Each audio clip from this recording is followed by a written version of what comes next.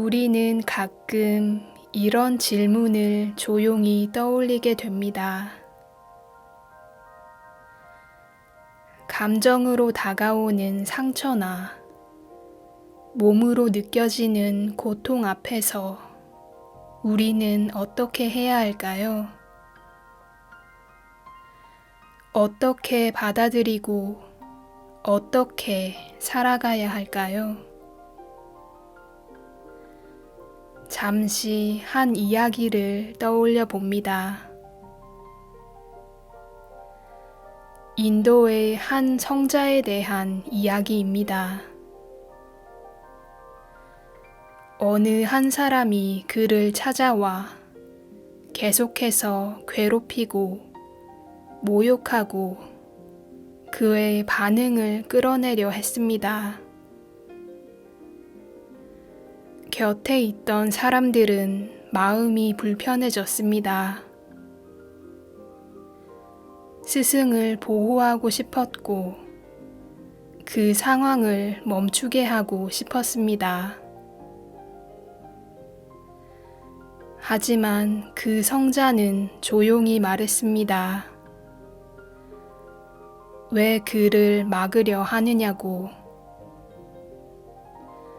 그는 나를 해치는 것이 아니라 자기 자신을 해치고 있을 뿐이라고 말입니다. 이 말은 어쩌면 조금 이해하기 어려울 수도 있습니다. 정말 아무 일도 아닌 것처럼 그렇게 받아들일 수 있었던 걸까요? 우리는 대부분 삶을 스스로 살아가기보다는 상황에 이끌려 살아갑니다. 그리고 어느 순간 일어나는 일들의 피해자가 된 것처럼 느낍니다. 무언가가 나에게 일어나고 있다고 느끼고 그 속에서 스스로를 지키려 애씁니다. 그러다 보면 그 감정 속에 깊이 빠져들게 됩니다. 하지만 그 모든 것의 뒤에는 조용히 머물러 있는 한 자리가 있습니다. 그것은 역할도 아니고 과거도 아니며 성격도 아닙니다. 그저 바라보고 있는 순수한 의식, 고요한 존재입니다. 그곳은 나와 타인을 나누는 곳이 아니라 하나로 이어진 자리입니다. 그 자리에 머물게 되면 다른 사람의 행동이 조금 다르게 보이기 시작합니다. 그의 공격성은 그의 혼란일 수 있고 그의 거친 말은 넘쳐나는 고통일 수 있습니다.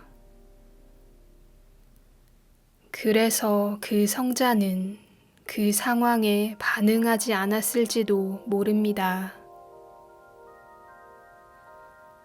진정한 자유는 아무 일도 일어나지 않는 상태가 아니라 어떤 일이 일어나더라도 흔들리지 않는 그 자리를 발견하는 것이기 때문입니다. 자유는 다른 사람의 행동을 바꾸거나 통제하는 데서 오는 것이 아니라 그 어떤 것에도 닿지 않는 내 안의 공간을 알아가는 데서 옵니다.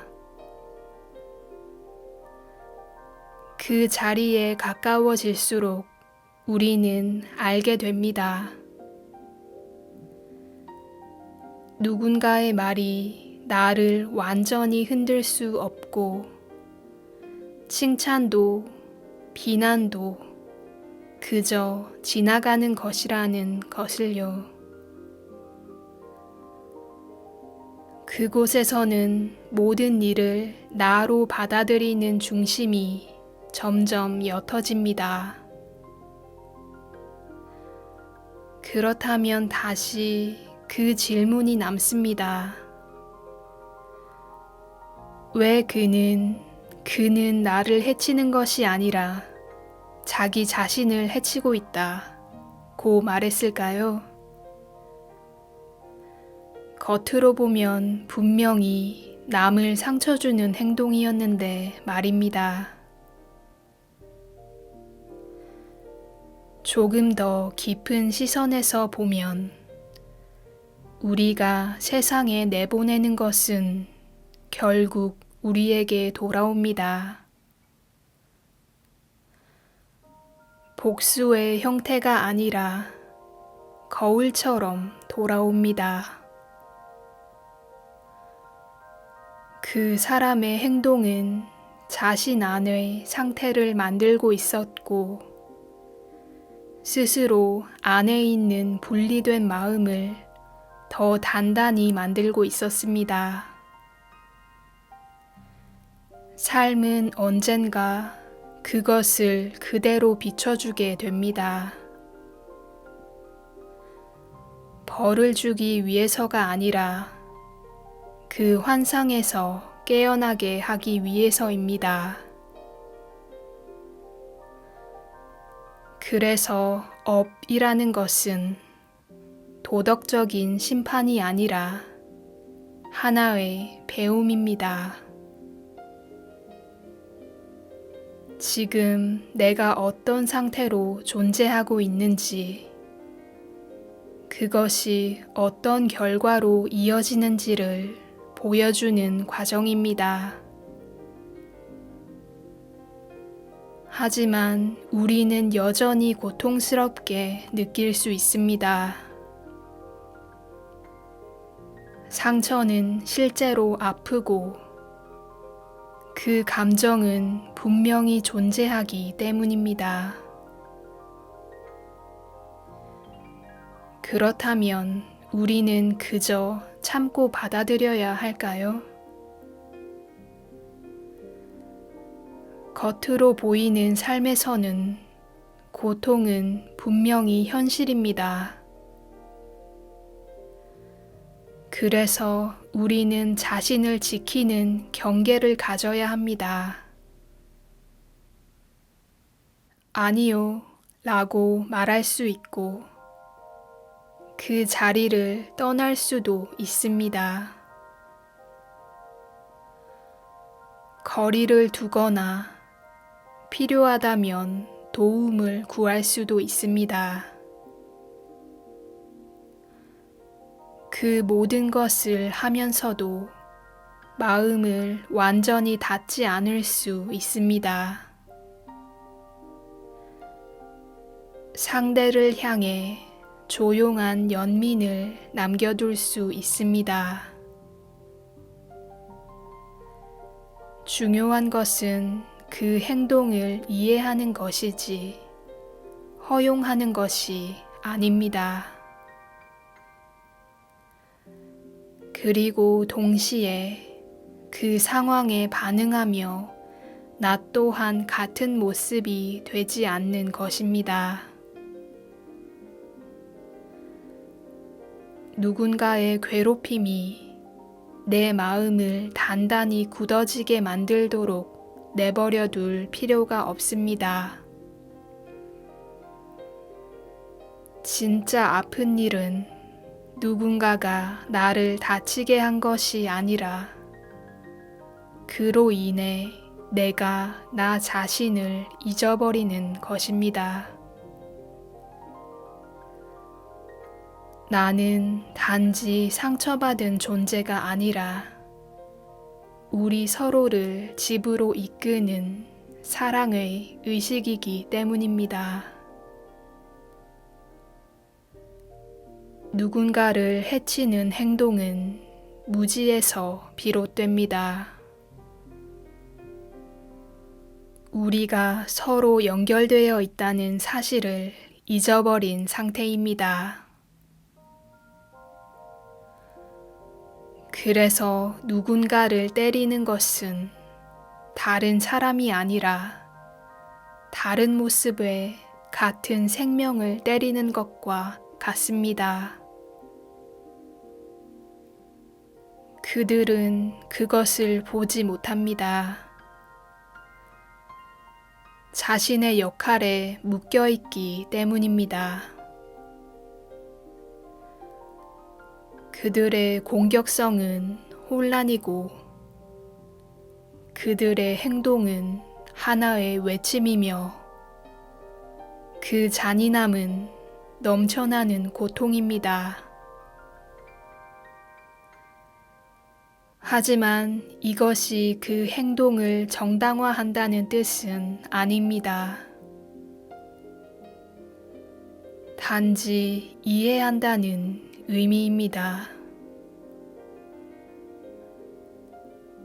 우리가 해야 할 일은 괴롭힘을 허용하는 것이 아니라 그 상황 속에서도 스스로 괴롭히는 존재가 되지 않는 것입니다.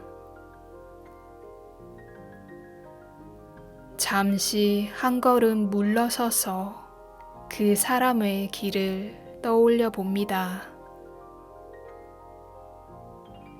그가 여기까지 오게 된 시간과 그 안에 쌓여있던 이야기들, 거친 말 뒤에는 상처가 있고 강한 행동 뒤에는 보이지 않는 아픔이 있습니다. 두려움, 외로움, 거절당한 기억, 채워지지 않는 마음. 사람은 상처를 받으면 다른 사람을 아프게 하고 싶어지기도 합니다. 그저 고통이 다른 방향으로 흘러가는 것일 뿐입니다. 그는 지금 그 고통을 당신에게 넘기고 있을지도 모릅니다. 이제 조용히 질문해 봅니다. 그 흐름을 이어갈 것인지 아니면 그 자리에서 내려놓을 것인지. 우리가 겪는 경험은 우연히 찾아오는 공격이 아니라 지금 내 안의 상태를 비춰주는 하나의 거울일지도 모릅니다. 그리고 그것은 우리를 깨우는 작은 신호일 수 있습니다. 자동으로 반응하는 대신 조용히 바라보고 의식적으로 선택하라는 초대입니다. 이해가 조금씩 깊어질수록 고통도 조금씩 변해갑니다. 그리고 어느 순간 우리는 알게 됩니다. 피해자라는 감각 뒤에 항상 변하지 않고 머물러 있던 고요하고 안정된 존재가 이미 그 자리에 있었다는 것을요.